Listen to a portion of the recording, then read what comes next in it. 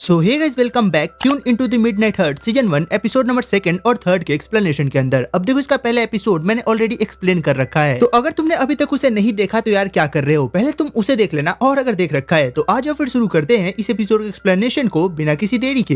Episode के starting में हम यहाँ पे देखते हैं अपने मेन कैरेक्टर को, मेरा मतलब है यामाबुकी को, और वो खुद से बोल रहा होता है, अपोलो तुम मुझसे चाहे जितना भी छिप लो, मैं तुम्हें ढूंढ के रहूंगा, और मैंने जो तुमसे प्रॉमिस करी थी मैं उसे भी पूरा करके रहूंगा। एंड मैं तुम्हें बता दूं कि वो प्रॉमिस ये होता है कि ये अपोलो की मदद करेगा उसे उसके गोल को अचीव करने में। सीन शिफ्ट होता है और हम देखते हैं यामाबुकी को, जो कि इन चारों लड़कियों को लेकर ना रनिंग करवा रहा होता है, और बोलता है तुम्हें ना अपनी बॉडी के साथ साथ अपने मेंटल हेल्थ को भी फिट रखना होगा, तभी तुम जाके अपने गोल को अचीव कर पाओगी। एंड इसके बाद वो बोलता है चलो फिर ठीक है, हमने आज का अपना वर्कआउट कर लिया है, तो हम अब ब्रेकफास्ट करने चलते हैं। यहाँ पे लोग बोलती है तुम पागल हो क्या, हम पहले अपने कपड़े चेंज करेंगे फिर ब्रेकफास्ट, क्योंकि हमें काफी ज्यादा स्वेटिंग हो रखी है। विले बोलता है हाँ ठीक है, तुम्हें जो करना है तुम पहले वो कर लो। सीन शिफ्ट होता है और हम देखते हैं लोग किसी कैफे में बैठ कर यहाँ पे ब्रेकफास्ट कर रहे होते हैं, और इन चारों के पास इनकी अलग अलग नोटबुक्स होती है, और अपना बंदा बोलता है तो अब तुम समझ गए होगे कि इसमें क्या लिखा है। एंड इस नोटबुक में ना इन चारों लड़कियों की डिमेरिट्स लिखी होती है और उसे कैसे ठीक करना है वो लिखा होता है। एंड साथ ही साथ अपनी यामाबुकी ने इन चारों को कुछ टास्क दिया होता है, जिसमें सबसे पहले बारी आती है हिमेकावा की, और उसे ऐसा दिया गया होता है ना कि उसे किसी एक मांगा को अच्छे से एक्सप्लेन करना है, मतलब उसे उसको ना काफी परफेक्शन से कंप्लीट करना है। दूसरी बारी हम देखते हैं किरीन को, जिसमें लिखा होता है कि उसे अगर एक अच्छा यूट्यूबर बनना है तो सबसे पहले ना उसे यहाँ पे कोई भी एक बढ़िया सी यूट्यूब एजेंसी को ढूंढ के उसमें ऑडिशन देना होगा।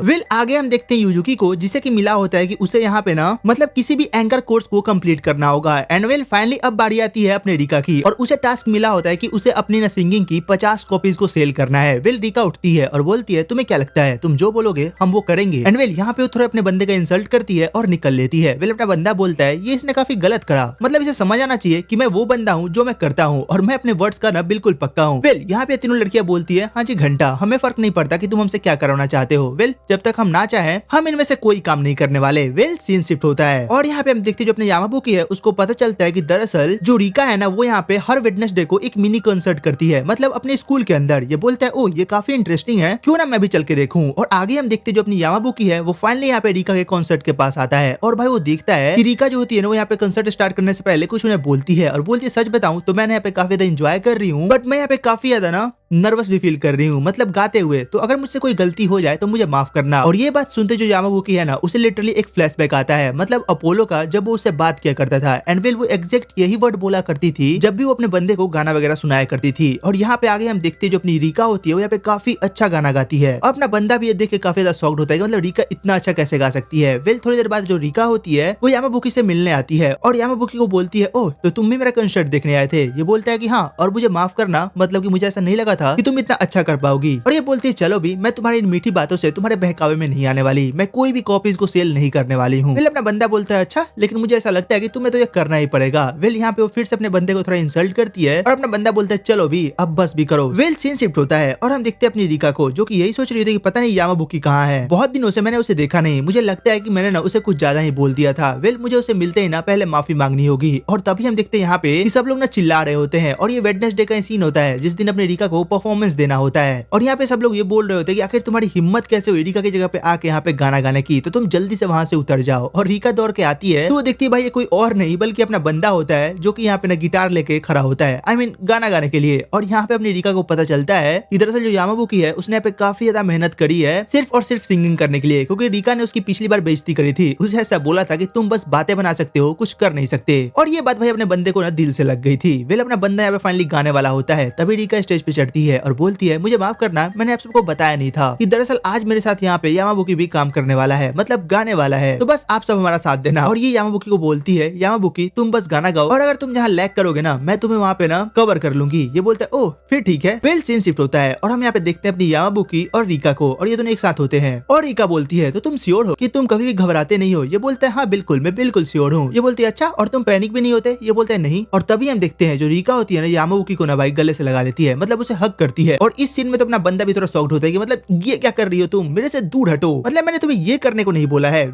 सीन शिफ्ट होता है और हम देखते हैं यहाँ पे अपनी हिमेकावा को, जो कि यहाँ पे कहीं जा रही होती है। अपना बंदा उसे रोकता है और बोलता है तुमने तुम्हारा टास्क कंप्लीट करा। ये बोलती है मुझे तुमसे मतलब नहीं है, तो मेरे से तुम मतलब नहीं रखो तो ज्यादा अच्छा है, अपना काम खुद कर लो तुम। यहाँ से चली जाती है। यहाँ पे दोनों लड़कियां बोलती है तुम टेंशन मत लो, वो अभी तुमसे झूठ बोल के गई है, क्योंकि हिमेकावा जब भी झूठ बोलती है ना उसका कान लाल हो जाता है। अपना बंदा उसका पीछा करता है और वो नोटिस करता है कि दरअसल जो हिमेकावा है वो एक अलग रूम में जाके यहाँ पे मांगा को पढ़ने की प्रैक्टिस कर रही होती है और अपना बंदा जब देखता है ना कि हिमेकावा उसको काफी गंदे तरीके से एक्सप्लेन कर रही है, तभी अपना बंदा एंट्री लेता है और बोलता है कि तुम पागल हो क्या, ऐसे एक्सप्लेन कौन करता है, तुम्हारे इमोशंस कहाँ है। और वो उसे काफी तगड़ा डांटता है और बोलता है आखिर अब तुम ये बताओ कि आखिर कितने दिन बाद तुम्हारा एक कॉन्सर्ट है। विले बोलती है लगभग 3 हफ्ते। ये बोलते चलो फिर ठीक है, अभी हमारे पास पूरे के पूरे 20 दिन है, तो हम इसमें काफी तगड़ा मेहनत करने वाले हैं। और अपना बंदा यहाँ पे उसे प्रैक्टिस कराना चालू करता है, बट जो अपनी हिमेकावा होती है वो बार बार यहाँ पे लैग कर रही होती है। फिर ये बोलते हैं तुम्हें दिक्कत क्या है, तुमसे ये हो क्यों नहीं रहा। हिमेकावा बोलती है दरअसल मेरा कोई बॉयफ्रेंड नहीं है और मुझे पता नहीं है ऐसे इमोशन शो क्यों करते हैं, क्योंकि भाई जो मांगा थी ना वो एक तरीके की रोम कॉम मांगा थी। फिर ये बोलते चलो फिर अगर ये दिक्कत है तो तुम कुछ दिनों के लिए ना मुझे अपना पार्टनर मान लो। एंड वेल तभी हम देखते हैं भाई स्कूल में ना ये लोग अब से ना हमेशा कपल्स की तरह आने जाने लगे थे। मतलब सबको ऐसा लग रहा था कि जो अपने यामाबुकी है वो यहाँ पे हिमेकावा के साथ रिलेशनशिप में आ गया है। और भाई ऐसी कर करके पूरा दिन बीतते जाता है और फाइनली 20वें दिन जो अपनी हिमेकावा होती है वो लगभग ना बहुत अच्छा हो चुकी होती है, मतलब मांगा एक्सप्लेन करने में। एंड वेल तभी वो नोटिस करते कि दरअसल जो मांगा का लास्ट पेज है उसमें जो उसके दोनों मेन कैरेक्टर है उन्होंने किस करा था। तो अपनी हिमेकावा को लगता है कि जो अपने यामाबुकी है वो किस के लिए सारे काम कर रहा है, तो वो अपने आप को रेडी करती है किस करने के लिए। बट तभी यामाबुकी उसको मना करता है और बोलता है नहीं देखो तुम मेरे साथ बस यहाँ पे ना एक नाटक कर रही हो, तो ये किस मेरे लिए नहीं है। जिस दिन तुम्हें किसी से सच्चा प्यार होगा तुम उसे वो किस करना, वो ज्यादा सही रहेगा। फिर अपनी बंदी ये बात सोच के ना काफी ज्यादा शॉक्ड होती है कि यार ये बंदा सच में मेरे बारे में इतना सोचता है। और बोलती है देख लेना इससे तुम्हारा ही घाटा है, मेरा कुछ नहीं जा रहा। ये बोलता है हाँ हाँ मुझे पता है। वेल सीन शिफ्ट होता है और हम दिखते जो अपनी हिमेकावा है वो फाइनली अपना ऑडिशन देके आती है और अपना बंदा बोलता है और बताओ फिर कैसा गया। ये बोलती है बहुत बेकार, मतलब मैं सिलेक्ट नहीं हो पाई। ये बोलता है हद है यार, मेरी पूरी मेहनत पे इसने पानी फेर दिया। और वो यहीं पे जमीन पे लेट जाता है, मतलब अपने फेस पे बुक रख के। अपनी हिमेकावा उसके पास आती है और उसको एक किस करती है। ये बोलता है क्या तुमने मुझे अभी अभी किस करा। ये बोलती है नहीं बिल्कुल नहीं। फिर ये बोलता है अब बता भी दो क्या तुम मुझसे प्यार करती हो क्या। और ये यहाँ पे ना यामाकुबी को उठा के पटक देती है और यहाँ से चली जाती है। वेल तभी यहाँ पे ना यूजुकी और किरीन आती है और ये लोग यहाँ पे बताती है कि देखो तुम टेंशन मत लो, जो अपनी हिमेकावा है वो तुमसे झूठ बोल रही थी क्योंकि उसके कान फिर से लाल थे। ये बोलता है ओह ऐसा क्या। वेल सीन शिफ्ट होता है और यहाँ पे हम देखते हैं कि भाई यहाँ पे जो चारों लड़कियां हैं ना ये यहाँ पे ब्रॉडकास्टिंग रूम के अंदर ही ना अपना कपड़ा चेंज कर रही होती है और अपना बंदे को भाई पता नहीं होता है। वो लिटरली उसमें घुस जाता है और बोलता है तुम सब पागल हो क्या, यहाँ पे ये सब कौन करता है। वेल थोड़ी देर बाद का सीन देखते हैं जहाँ पे वो चारों जमीन पे बैठी होती है और अपना बंदा इन्हें झाड़ रहा होता है, मतलब डांट रहा होता है तुम लोग के पास दिमाग नहीं है, ऐसे गेट खोल के चेंज कौन करता है। वेल अपनी बंदी इससे माफी मांगती है कि हाँ ठीक है मतलब हमसे गलती होगी तो अब चिल्लाना बंद करो और वैसे भी ये तुम्हारी गलती है, तुमने देखा है क्यों। ये बोलता है हाँ ये क्या बात हुई। वेल सीन शिफ्ट होता है और हम दिखते हैं यहाँ पे हिमेकावा और इन तीनों लड़कियों को जो कि स्कूल के बाद ऐसा प्रोग्राम बनाती है कि मतलब वो ना कहीं चिल करने जाएंगी। और तभी यहाँ पे ना अपना बंदा आता है, मतलब यामाबुकी आता है और ये लोग इनसे बोलती है यामाबुकी तुम भी हमारे साथ चलो। ये बोलता है नहीं मेरे आज के कुछ अलग प्लान है और ये बंदे यहाँ से जाने लगता है। हिमेकावा बोलती है मुझे ऐसा लग रहा है कि यहाँ पे कुछ तो फिसी है, हम एक काम करते हैं हम आज इसका पीछा करेंगे और ना इसे ब्लैकमेल करने के लिए इसकी फोटोज लेंगे। जिसके बाद ये सब यहाँ पे यामाबुकी का पीछा करने लगती है। वेल काफी देर बाद ये नोटिस करती है कि जो यामाबुकी है वो यहाँ पे एक कैफे के अंदर जाता है और यहाँ पे एक वेटर का काम करता है और ये लोग बोलती है अरे